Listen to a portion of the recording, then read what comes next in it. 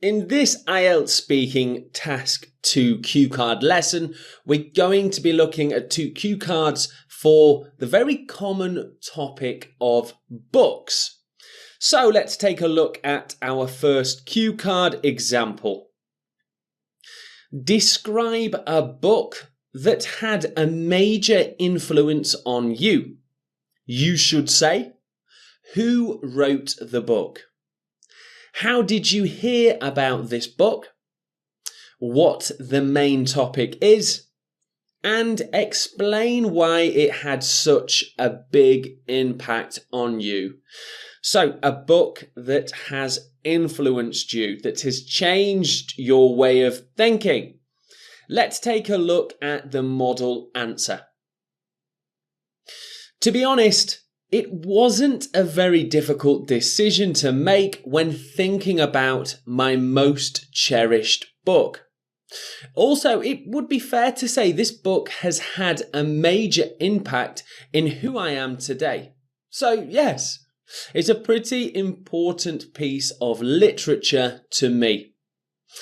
It's a little known travel guide for Southern Europe by a lady called Isabel Swan. I bet you haven't heard of her. This memory really takes me back to when I was around 11 years old. I found this guidebook upstairs in my parents' loft.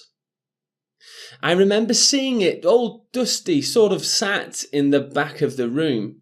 But honestly, the cover and illustrations inside are truly amazing. As well as writing the book, Isabel also drew all the pictures too. So basically, it gives a pretty rough idea of great places to visit around Southern Europe, like Greece and Spain, but the illustrations are really vibrant and full of life. After finding it hidden upstairs, I took it to my room and really read it often, up into my mid-teens. When I finished university, I couldn't wait to finally begin travelling by myself. Without a doubt, this book inspired me to travel and seek out new cultures and experiences. In actual fact, I luckily was able to visit a few places from Isabel's guidebook. They were even more brilliant in real life. So yes, this travel guidebook has really shaped the person I am today. So we have a really detailed, possibly almost too long answer for our task 2 cue card. And of course, I'm not showing you the plan that goes with it. We're just looking at the model answer. So let's take a look at some of the key language discussing a book that has inspired us. So up first, we have the opening phrase, to be honest. A great way to begin our speaking. I've seen some teachers talk about beginning their part 2 speaking with, thank you for giving me the opportunity, I'd like to speak about. I find that quite unnatural, so I prefer to use conversation openers like this. To be honest, I'm really excited because, in actual fact, these kind of openers are better, I think. It shows a bit more of a natural ability in your language. My most cherished. So if there is something important to you, you can use this phrase. My most cherished book, my most cherished memory. That is often used together. And next we have this major impact on who I am today. So instead of saying that has influenced me, we can use this phrase instead. So I could say my parents have influenced me, or I could also say my parents have had a major impact on who I am today. Here we have little known, a common collocation. So if something isn't well understood or known about, you can say little known. So a little known music group, travel guide, book, place to visit, little known. Here we have takes me back. So when you're talking about a memory from a long time before, you can use this phrase, takes me back. So I can say, this memory takes me back to last summer or a time in my childhood. Parents' loft. So just a bit of vocabulary focus. A loft is an attic. I think this is a very British piece of language here. Truly amazing, just some exciting emotive language. So the examiner, using phrases like this, the examiner can see that you are confident and able to express your ideas, and I'm sure this will help with your marks for lexical resource. Here's another common collocation. Basically, it gives us a pretty rough idea. A general understanding. So I have a rough idea about where I need to go, a rough idea about the IELTS test. You don't have a complete understanding, you have maybe 60-70%, a rough idea. Mid-teens, so this is a phrase used to describe pretty much from maybe 13 to sort of 16, mid-teens. I was itching to finally begin traveling. So an idiomatic expression, because we're not actually itching, but when we are really excited about something, we can say, I was itching to visit or go or play. I was itching to see the movie. A really nice idiomatic expression.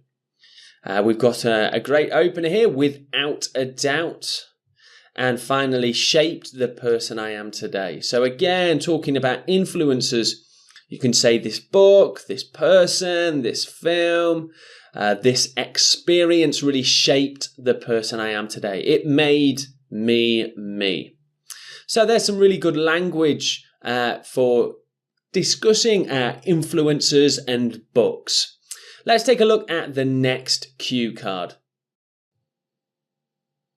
And here is our second cue card. Describe a book you read recently. You should say what the book is, when you read it, how did you hear about it, and explain if you enjoyed it. So quite similar to the first cue card, but instead of talking about the influence of the book, we're quite simply talking about a book we have read recently. It could be one you liked, it could be one that you disliked. Let's take a look at the model answer. Well, it would be fair to say I'm not really much of a bookworm, but I did read a book a few months back. I mean, it was a graphic novel, but it's still a book, right? Maybe it's time I started to read some thicker texts. Anyway, I loved reading this graphic novel. It's by a really famous author called Neil Gaiman. I think he's from America, or wait, maybe in fact he's British. Either way, the book is called Sandman, and I've got to say, it's a pretty odd book to say the least. In a nutshell, it's about these godlike characters. It's like a fantasy book, really, although it's very dark. When I first started reading it, I really couldn't put it down. I think I stayed up into the morning and just kept reading. You could say it's a real page-turner. For the next few weeks, I was working my way through the series and often had it for some bedtime reading. I'm not sure it was good reading for my dreams, though. I heard about it from a close friend. He isn't really a big reader either, but Sandman came highly recommended from him. So I thought, why not give it a go? It's a real shame, but since finishing it, I haven't picked up another book. I've been very busy with my studies, so maybe when I'm finished, I can find another book to flick through. So here's an example of a Task 2 model answer for a book we have read recently. And in this example, it's not even a real chapter or thick text book. It's just like a comic, a graphic novel. So really, as long as it's quite on point, on task, you can really talk about a range of different things. Let's take a look at the focused language in this model answer. And highlighted in blue is our focused language, beginning with fair to say. So this is really an expression, almost like a linking phrase. It would be fair to say, which is almost like saying in all honesty. Or it's it's close to saying in all honesty. It would be fair to say I'm not really that into reading. So it's kind of like using in all honesty. Well, in all honesty, I'm not really much of a bookworm. Well, it would be fair to say. So a very native sounding expression. Here we have the phrase bookworm, which is an idiomatic expression. It's actually a metaphor. So if we say someone is a bookworm, it means that they read a lot. Obviously, they're not actually a bookworm.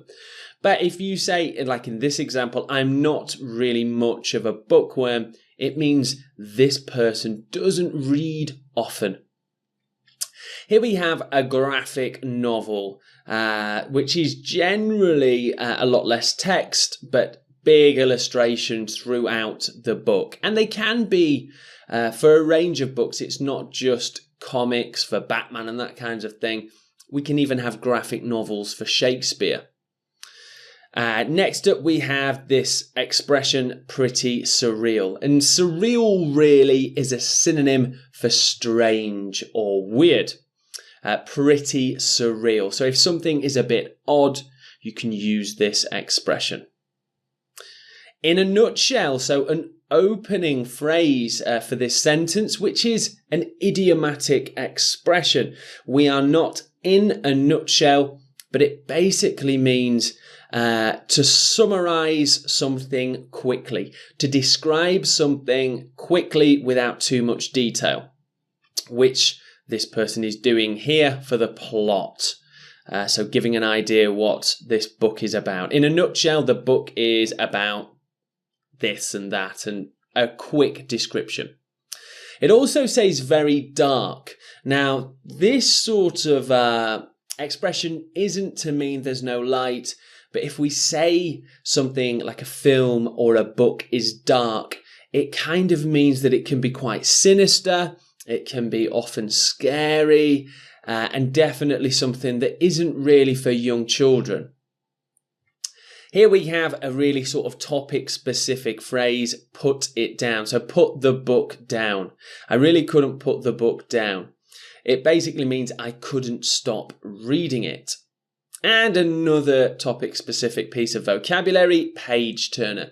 So if you describe a book as being a page turner, that means that it's really exciting to read and you want to keep reading it. Here we have working my way through. So we can use this for books or we can use it for tasks and activities as well. I was working my way through some admin documents or working my way through a series of books, which is the example here. Bedtime reading is a phrase that we use for a book that we read before bed. A close friend is quite self-explanatory, a friend who we spend a lot of time with. This noun here, this noun or phrase, which is big reader. If you say someone isn't a big reader, it's not actually about size, it's about how often they read. So if someone is a real big reader, it means they read a lot. Highly recommended. Often books do come highly recommended from people, so a collocation here. Picked up another book. So we can often use this verb to describe buying books or reading. So I haven't picked up a book in a while, which means I haven't read for a long time. And finally, we have this phrase, flick through. It means to read quickly without too much emphasis on reading for detail. Often this could be with a newspaper. So I was flicking through the newspaper. Flick through. Okay, so that really is, there's quite a lot of really sort of topic-specific vocabulary and great language for books here. Have a go at using these expressions yourself, write them down and practice using them in your own sentences. See you in the next lesson.